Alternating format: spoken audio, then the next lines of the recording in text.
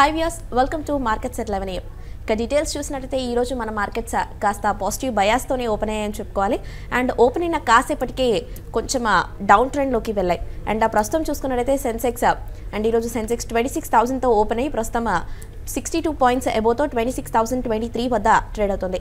And Nifty విషయానికి వచ్చినట్లయితే Nifty ఈరోజు 8,025 ఎబోతో ఓపెన్ అయినప్పటికీ కాసేపటికే మనకి డౌన్ సైడ్లోకి వెళ్ళిందని చెప్పుకోవచ్చు. అండ్ మెయిన్గా 8,000 సాంకేతికంగా కీలకమైన 8,000 లెవెల్ని కూడా బ్రేక్ చేసి డౌన్ సైడ్లోకి వెళ్ళింది. అండ్ ప్రస్తుతం నిఫ్టీ చూసుకున్నట్లయితే 17 పాయింట్స్ అబోవ్తో 8,020 వద్ద ట్రేడ్ అవుతుంది.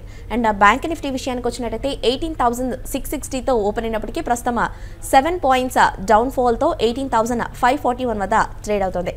అండ్ మిడ్ అండ్ స్మాల్ క్యాప్స్లో కూడా మనకి ఈరోజు సెల్లింగ్ ప్రెషర్ యథావిధిగానే కొనసాగుతుందని చెప్పుకోవచ్చు. అండ్ నిఫ్టీ గెయినర్స్ విషయానికి వచ్చినట్లయితే హిందాల్కో 3%, ఏషియన్ పెయింట్స్ 2.82%, లార్సన్ 2.80%, టాటా మోటార్స్ DBR 1%, టాటా స్టీల్ 1.80% చొప్పున లాభాలతో ట్రేడ్ అవుతున్నాయి. And HDFC 2.64%, BPCL 2.5%, Power Grid 1.5%, Wipro and Maruti Suzuki 1.5% చొప్పున లూజర్స్ లిస్ట్లో ఉన్నాయి. అండ్ కమోడిటీ స్టాక్స్ చూసినట్టయితే ఈరోజు gold, silver and crude oil పాజిటివ్గా ట్రేడ్ అవుతుండగా న్యాచురల్ గ్యాస్ నెగిటివ్ బయాస్తో ట్రేడ్ అవుతుంది. ఇక మార్నింగ్ సెషన్ మార్కెట్స్పై విశ్లేషణ అందించేందుకు అలాగే ట్రేడర్స్ కాల్స్ అండ్ మెయిల్స్కు ఆన్సర్ చేసేందుకు ప్రస్తుతం మన స్టూడియోలో ఉన్నారు మార్కెట్ అనలిస్ట్ శేషు గారు. వారిని అడిగి మరిన్ని విషయాలు తెలుసుకుందాం. అలాగే ట్రేడర్స్ అండ్ ఇన్వెస్టర్స్ మీకు ఎలాంటి డౌట్స్ ఉన్నా కానీ పైన స్క్రోల్ అవుతున్న నెంబర్స్కి ఫోన్ అండ్ మెయిల్ చేయొచ్చు. సో దట్ శేషు గారు మీ డౌట్స్ని క్లారిఫై చేస్తారు. సో హాయ్ శేషు గారు. హలో అండి. ఈరోజు మన మార్కెట్స్ చూసినట్టయితే కొంచెం గ్యాప్ అప్తో ఓపెన్ అయ్యాయని చెప్పుకోవచ్చు. అండ్ సెన్సెక్స్ నిఫ్టీ విషయానికి వచ్చినట్టయితే మెయిన్గా 8,025తో ఓపెన్ అయినప్పటికీ కాసేపటికే మనకి నెగిటివ్ సైడ్లోకి వెళ్ళింది. అండ్ ప్రస్తుతం చూసినట్టయితే 8,000 ఎబోనే ట్రేడ్ అవుతుంది. సో మనకి నిఫ్టీకి సపోర్టింగ్ లెవెల్స్ ఎక్కడ ఉన్నాయంటారు మెయిన్గా? అంటే నిఫ్టీ సపోర్టింగ్ అనేది కాకుండా ఏంటంటే న్యూస్ మీద ఎక్కువ నిఫ్టీ అని కాదు మార్కెట్స్ అనేది మనకి పెరగడము తగ్గడము చూస్తున్నాము. అంటే వోలటాలిటీ అనేది ఉంది. అంటే ఇప్పుడే మనకి కంపెనీ ఫైనాన్స్ సెక్రటరీ మనకి చూసాము, ప్రెస్ మీట్ చూసాము. అంటే గవర్నమెంట్ తీసుకున్న స్టెప్స్ ఏవైతే క్యాష్ క్రంచ్ మనకి ఇప్పుడు ఇండియన్ ఎకానమీలో ఉందో ఆ ప్రాబ్లమ్ సాల్వ్ చేయడానికి గవర్నమెంట్ తీసుకున్న మెజర్స్ స్టెప్స్ గురించి మనం పాజిటివ్గా చెప్పడం జరిగింది. లైక్ నాబార్డు తర్వాత ఈ ఫార్మర్స్కి అటు డబ్బులు అందుబాటులో ఉండేటట్టుగా తర్వాత కొన్ని పాజిటివ్ అంశాలు మాట్లాడడము, తర్వాత ఏవైతే ఆన్లైన్ పేమెంట్స్ ఉంటాయో అటువంటి వాటిని ఎంకరేజ్ చేసి వాటి మీద ట్యాక్సెస్ లేకుండా చేసే విధంగా, తర్వాత ఈవెన్ ప్రైవేట్ కంపెనీస్ కూడా డిజిటల్ అంటే చెక్ కాకుండా డిజిటల్గా మనకి మనీని వాళ్ళ అకౌంట్లో వచ్చే విధంగా చూడడం, ఇటువంటివి ఏవైతే కొన్ని ప్రకటించిందో దానికి మార్కెట్ పాజిటివ్గా తీసుకుంది. మరి ముఖ్యంగా బ్యాంక్ నిఫ్టీగా చూసుకుంటే ఆల్మోస్ట్ మనకి 18,471 ఈ రోజులో అక్కడ నుంచి డేస్ హైస్కి ఇప్పుడు బ్యాంక్ నిఫ్టీ రావడం చూసాము. లో నుంచి రికవరీ అనేది దాదాపు అన్ని స్టాక్స్లోనూ కూడా కనపడింది. మంచి రికవరీ అని చెప్పొచ్చు. అయితే అట్ ద సేమ్ టైం మార్కెట్స్లో దీనికి తోడు అంటే ఇప్పుడు గవర్నమెంట్ తీసుకున్న స్టెప్స్తో పాటు కొంచెం అంటే ఈ మన ATMsలో ఎంత ఫాస్ట్గా వాళ్ళ లో డినామినేషన్ నోట్స్ అంటే 100s తర్వాత ఈవెన్ 500s కానీ పెట్టి తొందరగా ఈ ప్రాబ్లమ్ సాల్వ్ చేయగలిగితే ఇమీడియట్గా మార్కెట్స్ కూడా చాలా ఫాస్ట్గానే రికవరీ అయ్యే అవకాశాలు కూడా కనపడుతున్నాయి. బట్ ఏదైనా కూడా మార్కెట్స్ అనేది ఆ న్యూస్ మీద నెక్స్ట్ ఫ్యూ డేస్ ఉంటుంది. ప్లస్ ఈరోజు రేపు మరీ ముఖ్యంగా F&O క్లోజింగ్ ఉంది కాబట్టి రేపు దాని ప్రభావం కూడా మార్కెట్లో వోలటాలిటీకి కారణంగా చెప్పొచ్చు. అయితే ఈరోజు పార్లమెంట్ కూడా మనకి అంటే లాస్ట్ 3 అంటే పార్లమెంట్ స్టార్ట్ అయినప్పటి నుంచి కూడా ఈరోజు ఇంతవరకు ఒక్కరోజు కూడా సజావుగా పార్లమెంట్ సాగలేదు. దీనికి తోడు ఆపోజిషన్ పార్టీ వాళ్ళు ఇంకా ఈరోజు బాగా ఎగనెస్ట్ మనకి అంటే గవర్నమెంట్ తీసుకున్న నిర్ణయానికి ఎగనెస్ట్గా ఈరోజు ర్యాలీస్ అవన్నీ ఉన్నాయి. సో ఇవి కూడా మార్కెట్ కీన్గా అబ్జర్వ్ చేస్తుంది. బట్ ఏదైనా కూడా నిఫ్టీకి ప్రస్తుతం 8,500కి వచ్చింది కాబట్టి నిఫ్టీ నెక్స్ట్ లెవెల్గా 8040, 8060గా చెప్పగలుగుతాను. అది కానీ క్రాస్ అయితే నిఫ్టీ 8120, 8140 200 డేస్ మూవింగ్ యావరేజ్ క్లోజర్గా అక్కడ ఉంది. మ్యాక్సిమం అక్కడికి రావచ్చు. అక్కడి నుంచి మార్కెట్స్ షార్ట్ టర్మ్లో ఏదైనా మేజర్ పాజిటివ్ అంశాలు ఉంటే తప్ప పెద్దగా పెరగకపోవచ్చు. ప్రస్తుతం అయితే మార్కెట్లో షార్ట్స్ అనేది ఇప్పుడిప్పుడే కవర్ అవుతున్నాయి. చాలా కౌంటర్స్లో ఆల్ ఆఫ్ సడన్గా షార్ట్ కవరింగ్ అనేది రావడం చూసాము. దీనికి గవర్నమెంట్ తీసుకున్న నిర్ణయం తర్వాత మార్కెట్ కూడా ఓవర్సోడ్లో ఉన్నాయి.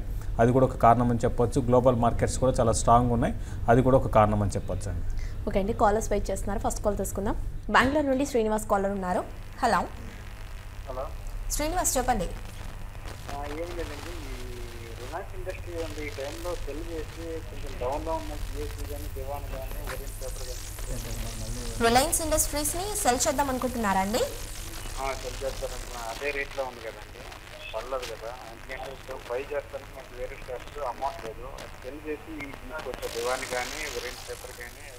మీ వాయిస్ చాలా లోగా వస్తుందండి. రిలయన్స్ ఇండస్ట్రీస్ని సెల్ చేద్దాం అనుకుంటున్నారు అండ్ ప్రాఫిట్ అండ్ లాస్ గురించి అడుగుతున్నారు శేషి గారు. ప్రాఫిట్ బుక్ చేయాలా లాస్ బుక్ చేయాలా?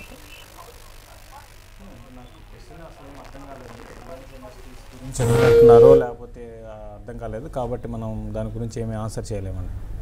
ఓకే అండి. అండ్ ఈరోజు చూసుకున్నట్టయితే కంటిన్యూస్గా పిఎస్యూ బ్యాంక్స్ ఈరోజు కూడా negative to weakness to negative బేస్లోనే ట్రేడ్ అవుతున్నాయని చెప్పుకోవచ్చు.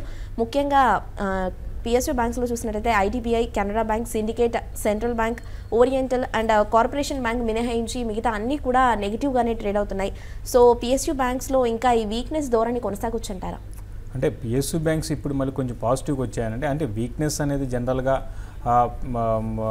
అంటే షార్ట్ టర్మ్ మాత్రం కొంచెం వీక్నెస్ కూడా పెద్దగా ఉండకపోవచ్చులేండి. ఇక్కడ నుంచి కూడా మార్కెట్స్ అనేది కొంచెము ఈవెన్ ఇటువంటి గవర్నమెంట్ తీసుకున్న డెసిషన్ ఏదైతే ఉంది ఇది యాక్చువల్గా పిఎస్యూ బ్యాంక్స్ పాజిటివ్ అయితే ఇవన్నీ కరెక్ట్ అయినాయంటే కారణం ఏంటంటే మార్కెట్లో ఎంతో కొంత ఈ మధ్యకాలంలో పెరిగింది అంటే పిఎస్యూ బ్యాంక్స్లో ర్యాలీ వచ్చింది కాబట్టి ఎవరైనా లోయర్ లెవెల్స్లో బై చేస్తుంటే వాళ్ళు ఎగ్జిట్ కావడము, తర్వాత టెక్నికల్ కరెక్షన్ వచ్చింది తప్ప ఓవరాల్గా పిఎస్యూ బ్యాంక్స్ ఈ లెవెల్లో కొంచెం అట్రాక్టివ్గానే ఉన్నాయి. కాబట్టి మార్కెట్స్లో ఒక కరెక్షన్ అనేది ఉన్నప్పుడల్లా కూడా పిఎస్యూ బ్యాంక్స్లో అంటే పిఎన్బి లాంటి వాటిని, తర్వాత ఈవెన్ ఎస్బీఐ కూడా అరౌండ్ 250 ఆ లెవెల్కి వస్తే 240 అంటే 250 బిలో కూడా రావచ్చు మార్కెట్లో మేజర్ కరెక్షన్ ఉంటే అప్పుడు పిక్ చేసుకోవచ్చు. బట్ ఏదైనా కూడా పిఎస్యూ బ్యాంక్స్ని లాంగ్ టర్మ్ వ్యూతో చూడమంటాను. షార్ట్ టర్మ్ ట్రేడింగ్ బౌన్సెస్ వస్తుంటాయి, మళ్ళీ కరెక్షన్స్ వస్తుంటాయి, ఇదంతా మామూలే. లాంగ్ టర్మ్ ఉద్దేశం ఉంటే పిఎస్యూ బ్యాంక్స్లో ఇన్వెస్ట్ చేసుకోవచ్చు అండి. నెక్స్ట్ కాలర్ ఉన్నారు కృష్ణా జిల్లా నుండి రమ. హలో రమ గారు చెప్పండి. హలో నమస్తే అండి. నమస్తే చెప్పండి. మరండి ఇండియా సిమెంట్ 140లో, ఎన్సిఎల్ ఏమో 150లో, లండన్ డెనిమ్ ఏమో 130లో తీసుకున్నానండి. సెకండ్ స్టాక్ ఒకసారి చెప్పండి. ఇండియా సిమెంట్ 140లోనండి. ఓకే. ఎన్సిఎల్ 150లో, ఓకే. లండన్ డెనిమ్ 130లో. ఇప్పుడు యావరేజ్ చేసుకోవచ్చేమోనని ఇన్వెస్ట్మెంట్ కోసం తీసుకున్నాను. ఓకే. ఫస్ట్ స్టాక్ ఏమన్నా ఇండియా సిమెంట్. చూడండి, ఇండియా సిమెంట్ రీసెంట్గా బాగా మీరు అన్నట్టుగా హై నుంచి బాగా కరెక్ట్ అయిందండి. 140, 150 లెవెల్స్ నుంచి నాన్ స్టాప్గా ఏమాత్రం కూడా రివర్స్ అంటే రికవరీ లేకుండా కరెక్ట్ అయింది. నిన్న ఒకరోజు మళ్ళీ దీంట్లో మనకి బయింగ్ కనపడింది. ఇప్పుడు 115 దగ్గర ట్రేడ్ అవుతుందండి. 110 బిలో మళ్ళీ రావచ్చండి. 110 బిలో వచ్చినప్పుడు మీరు క్లోజర్గా 100 ఆ లెవెల్ దాకా రావచ్చు. వచ్చినప్పుడు దీన్ని మీరు యావరేజ్ చేసుకున్నంటే ఇక్కడ 100% అక్కడికి వస్తుందని చెప్పలేము. యావరేజ్ అయితే చేసుకోండి. ఇండియా సిమెంట్స్ యావరేజ్ అయితే వద్దని చెప్పను. డెఫినెట్గా ఈసారి మళ్ళీ మార్కెట్ ర్యాలీలో పార్టిసిపేషన్ చేయొచ్చు. ప్లస్ లాస్ట్ ఒక 1 ఇయర్ కానీ చూసుకుంటే ఇండియా సిమెంట్లో చాలా చేంజెస్ అనేది, మార్పులు అనేది అంటే ఫండమెంటల్స్ పరంగా బాగా ఇంప్రూవ్మెంట్ కనపడింది. కాబట్టి డెఫినెట్గా ఇండియా సిమెంట్స్ని మీరు యావరేజ్ చేసుకోమని చెప్తాను. తర్వాత ఎన్సిఎల్ ఇండస్ట్రీస్, అది కూడా సిమెంట్ కంపెనీనే, మన హైదరాబాద్ బేస్డ్, మన ఆంధ్రప్రదేశ్ బేస్డ్ కంపెనీ. దీంట్లో కూడా మీకు సేమ్ లాస్ట్ నుంచి ప్రాఫిట్కి రావడము, తర్వాత సేల్స్లో కూడా మంచి గ్రోత్ అనేది కనపరిచింది. కాబట్టి దీన్ని కూడా మీరు లాంగ్ టర్మ్ కోసం ఇన్వెస్ట్ చేసుకోమని చెప్తానండి. ఓకే అండి. ఇక మనం కొద్ది రోజులుగా చూసినట్టయితే మనకి మెయిన్గా మెటల్ స్టాక్స్ బాగా పర్ఫామ్ చేస్తున్నాయని చెప్పుకోవచ్చు. ముఖ్యంగా మార్కెట్స్ పడుతున్నా కూడా మెటల్ స్టాక్స్ అనేది కాస్త బెటర్గా పర్ఫామ్ చేస్తున్నాయి. సో ఈ ట్రెండ్ అనేది కొనసాగొచ్చు అంటారా మెటల్ స్టాక్స్లో? అంటే డెఫినెట్గా కొనసాగవచ్చు. బట్ మార్కెట్లో ఒకటి అండి, ఏదైనా కూడా మార్కెట్స్ ఇక్కడ నుంచి విపరీతమైన సెల్లింగ్ కొనసాగిందంటే అంటే ఇక్కడ నుంచి ఒక 200-300 పాయింట్స్ నిఫ్టీలో ఇంకా డౌన్ సైడ్ ఉండొచ్చు. ఉంటే మాత్రం ఈవెన్ మెటల్స్ అయినా కూడా ప్రాఫిట్ బుకింగ్ అనేది రావచ్చు. మెయిన్ మెటల్స్ మనకి రిపీటెడ్గా చెప్తూనే ఉన్నాం. మెటల్స్ పెరగడానికి కారణము గ్లోబల్గా వరల్డ్ వైడ్గా బేస్ మెటల్స్ ర్యాలీ చూసాము. దాని కారణంగా ఈ విధంగా పెరుగుతున్నాయి. ఈవెన్ నిన్నటి రోజు కూడా చూసుకుంటే బేస్ మెటల్స్ దాదాపు 2-3% దాకా మనకి అన్ని బేస్ మెటల్స్, కాపర్, జింక్ ఇవన్నీ కూడా పెరిగాయండి. దాని కారణంగా ఇవి చాలా స్ట్రాంగ్ ఉన్నాయి. అయితే ఒక్కొక్క స్టాక్ని బట్టి ఉంటుంది. వేదాంత అయితే 220 ఆ లెవెల్కి వచ్చినప్పుడు అలా ప్రాఫిట్ బుక్ చేసుకోమంటాను. అదేవిధంగా హిండాల్కో క్లోజర్గా 180 ఆ లెవెల్స్లో ప్రాఫిట్ బుక్ చేసుకోమంటాను షార్ట్ టర్మ్తో చూసేవాళ్ళు. మళ్ళీ రీఎంటర్ అనేది బాగా డీప్ కరెక్షన్స్లో రీఎంటర్ కామంటాను. అయితే టాటా స్టీల్ ఈ మధ్యకాలంలో ఇది కూడా బాగా పెరిగిందని, అంటే మిగతా అదర్ మెటల్స్ లాగా పెద్దగా అప్ ట్రెండ్ లేదు దీంట్లో. దీనికి అంటే అప్ ట్రెండ్ ఉన్నా కూడా హయ్యర్ లెవెల్లో టాటా స్టీల్ 420 ఆ లెవెల్కి వచ్చి మళ్ళీ రివర్స్ కావడం చూస్తున్నాం. కాబట్టి ఇది క్లోజర్గా 400 ఆ లెవెల్కి వచ్చినప్పుడు టాటా స్టీల్లో కూడా short term traders profit book చేసుకోమని చెప్తాను. ఓకే, నెక్స్ట్ కాలర్ ఉన్నారు హైదరాబాద్ నుండి రాము. హలో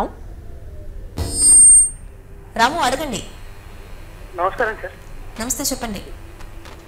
మేడం ఇది నాకు ఇదేంటంటే నేను మంత్లీ 10,000 ఇన్వెస్ట్ చేద్దాం.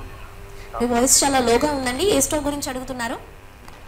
మంత్లీ ఒక 10,000 ఇన్వెస్ట్ చేద్దాం అనుకుంటున్నాను. ఎలాంటి షేర్స్ తీసుకుంటే బాగుంటాయి చెప్పగలుగుతారా? ఓకే, మంత్లీ అంటే మీ రిస్క్ ప్రొఫైల్ని బట్టి ఉంటుందండి. మీ ప్రొఫైల్ మీ రిస్క్ తీసుకునే దాన్ని బట్టి ఉంటుంది. మీరు కొంచెం అంటే రిస్క్ తీసుకునేది ఉంటే మాత్రం కొంచెం అగ్రెసివ్గా అంటే మిడ్ క్యాప్ కౌంటర్స్లో అటువంటి వాటిలో వెళ్ళొచ్చండి. లేదా మీరు కొంచెం కన్జర్వేటివ్ ఇన్వెస్టర్ అంటే మాత్రం మీరు లార్జ్ క్యాప్ స్టాక్స్కి మీరు స్టిక్ అయి ఉండమని చెప్తాను. మీరు అడిగారు కాబట్టి కంటిన్యూగా అంటే మార్కెట్ పడుతున్నా కూడా మనకి కొన్ని స్టాక్స్ ఉంటాయి, డిఫెన్స్ స్టాక్స్. అయితే వాటిలో పెద్దగా మీకు రిటర్న్ ఆన్ ఇన్వెస్ట్మెంట్ రాకపోవచ్చు. లైక్ హిందుస్థాన్ యూనిలీవర్ లేకపోతే ఐటీసీలో ఇటువంటి స్టాక్స్ ఉంటాయి. బట్ ఏదైనా కూడా మీరు యంగ్ అయితే మాత్రం నా ఉద్దేశం ప్రకారం గ్రోత్ ఓరియంటెడ్ స్టాక్లో వెళ్ళమని చెప్తాను. లైక్ థైరోకేర్ ఒకటి మీరు ఎవరీ కరెక్షన్స్లో కూడా బై చేసుకోండి.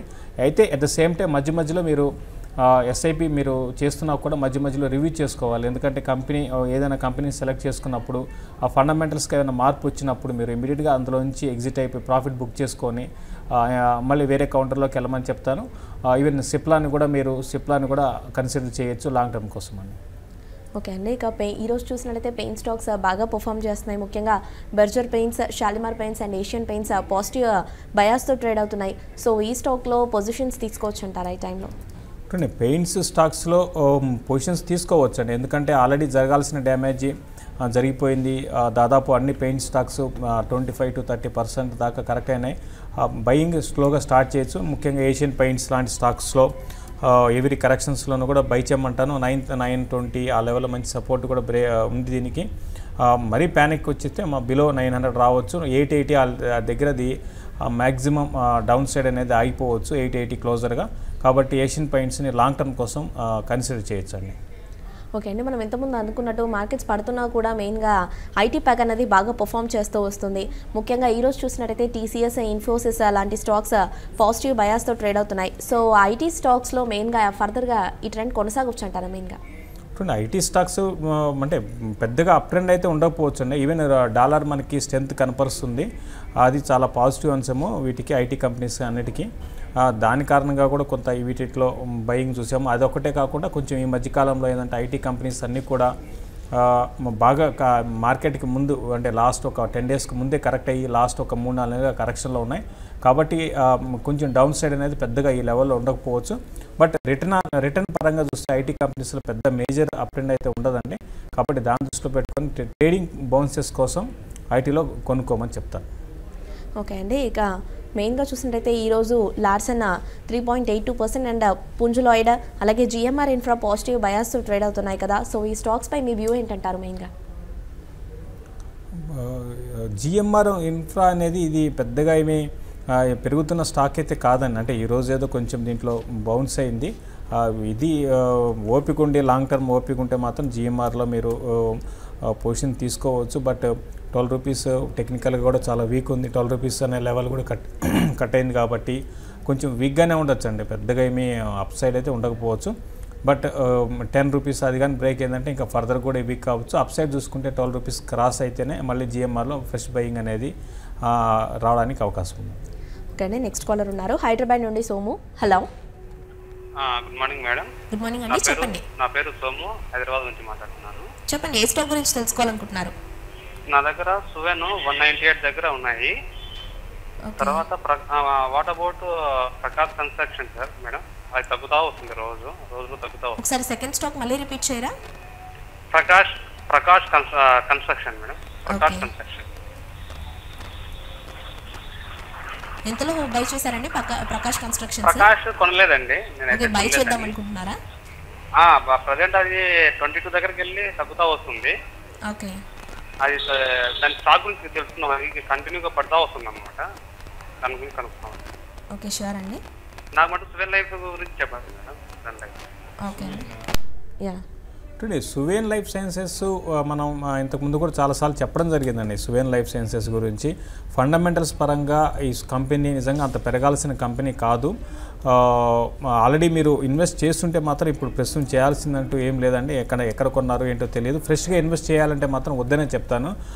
ఎందుకంటే ఇది ఒక టైంలో మనకి విపరీతంగా దీనికి స్పెక్యులేటివ్ యాక్టివిటీ చూసాము.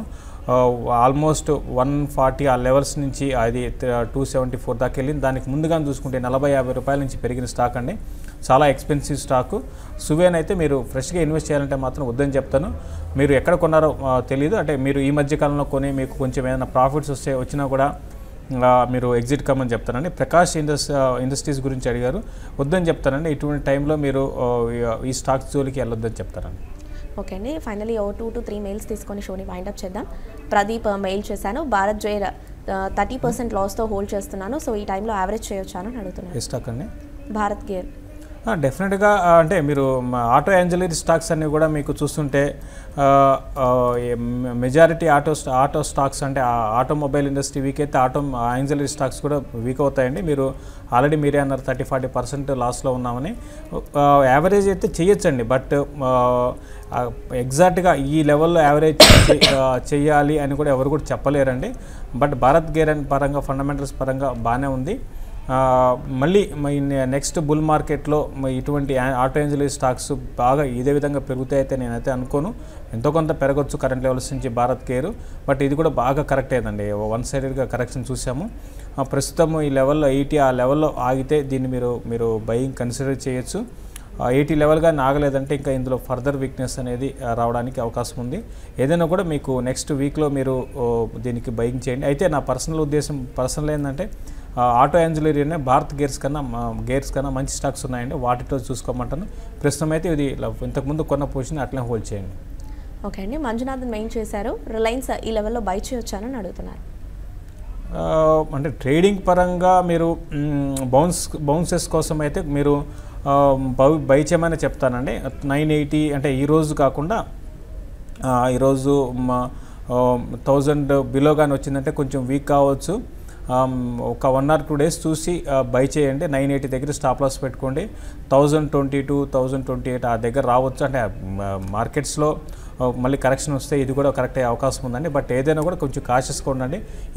ఈ రోజైతే వద్దు, కొంచెం ఒక కరెక్షన్ ఇందులో అట్లీస్ట్ ఒక 1%, 1.5% కరెక్షన్ రావచ్చు. వచ్చినప్పుడు మీరు బై చేయొచ్చు. ఓకే అండి. లాస్ట్ మెయిల్ చూద్దాం. వెంకటరెడ్డి మెయిల్ చేశారు, ఫెడరల్ బ్యాంక్ 2000 షేర్స్ని 81 రూపీస్ వద్ద బై చేశాను, సో హోల్డ్ చేయమంటారా లేదా ఎగ్జిట్ అవ్వమంటారా అని అడుగుతున్నారు. ఎంతలో అండి? ఎంతలో కొన్నారు? 81. ఫెడరల్ బ్యాంక్ మీరు హోల్డ్ చేయండి అండి.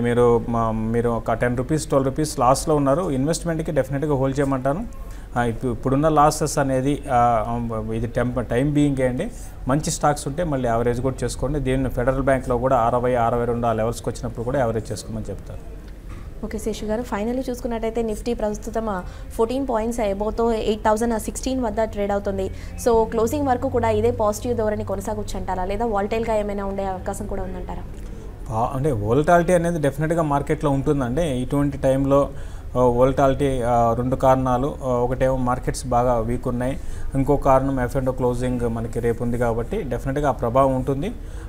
నిఫ్టీ మళ్ళీ 8000 నుంచి బిలోకి వచ్చి మళ్ళీ 8000 పైకి రావడం అనేది చాలా పాజిటివ్ అంశము. కంటిన్యూగా 8000 పైన ఉన్నంత కాలం మార్కెట్ స్టేబుల్గా ఉండొచ్చు, పెద్ద డౌన్ సైడ్ అయితే ఉండకపోవచ్చు. ఒకవేళ మార్కెట్ 8000 కానీ బ్రేక్ అయిందంటే నెక్స్ట్ సెకండ్ హాఫ్లో కొత్త మార్కెట్లో మళ్ళీ సెల్లింగ్ రావడానికి అవకాశం ఉంది. ఓకే అండి. ఇక ఫైనలీ మార్కెట్స్ చూసుకున్నట్టయితే నిఫ్టీ 11 పాయింట్స్తో 8013 వద్ద ట్రేడ్ అవుతుండగా, సెన్సెక్స్ చూసినట్టయితే 15 పాయింట్స్ అబోవ్తో 26018 వద్ద ట్రేడ్ అవుతుంది. సో ఇది వాళ్ళ మార్కెట్స్ ఎట్ 11 AM. 12 noon మార్కెట్స్లో మళ్ళీ కలుద్దాం. Stay with us.